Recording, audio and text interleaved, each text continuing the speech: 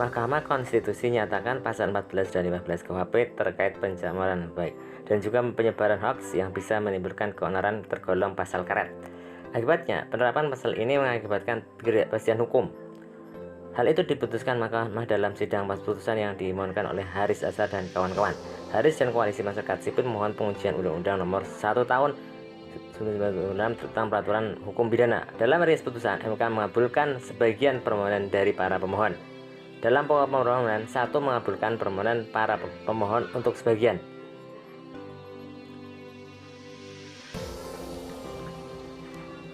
MK berpendapat unsur berita atau pemberitaan bohong dan kabar yang tidak pasti atau kabar yang berkelebihan dalam pasal 14 serta 15 KUHP bisa memicu sifat norma menjadi pasal karet. Pasal karet dinilai dapat menciptakan ketidakpastian hukum. Sebab menurut Kamus Besar Bahasa Indonesia, pasal karet adalah pasal yang tidak jelas tolak ukurnya. Penggunaan kata keonaran dalam ketentuan pasal 14 dan pasal 15 KUHP berpotensi menimbulkan multitafsir.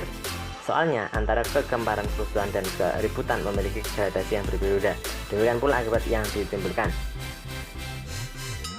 Dengan demikian, terciptanya ruang ketidakpastian karena multitafsir tersebut akan berdampak pada ketidakjelasnya unsur-unsur yang menjadi parameter atau unsur yang dapat atau tidaknya pelaku dijerat dengan tindak pidana, kata Aksanit.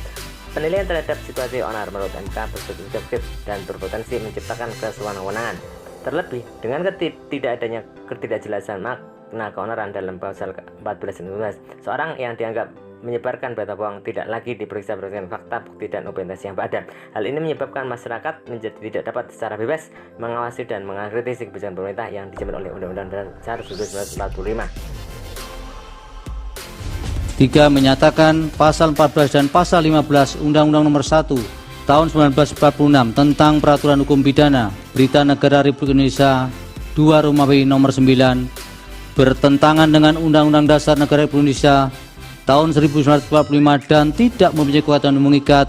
4. Menyatakan pasal 310 ayat 1 Kitab Undang-Undang Hukum Pidana yang menyatakan barang siapa sengaja menyerang kehormatan atau nama baik seseorang dengan menuduhkan sesuatu hal yang maksudnya terang supaya hal itu diketahui umum, diancam karena pencemaran dengan pidana penjara paling lama 9 bulan atau pidana denda paling banyak Rp4.500, bertentangan dengan Undang-Undang Dasar Negara Republik Indonesia tahun 1945 dan tidak mempunyai kekuatan hukum ikat sepanjang tidak dimaknai barang siapa sengaja menyerang kehormatan atau nama baik seseorang dengan menuduhkan sesuatu hal dengan cara lisan yang maksudnya terang supaya hal itu diketahui umum, diancam karena pencemaran dengan pidana penjara paling lama 9 bulan atau pidana denda paling banyak Rp4.500.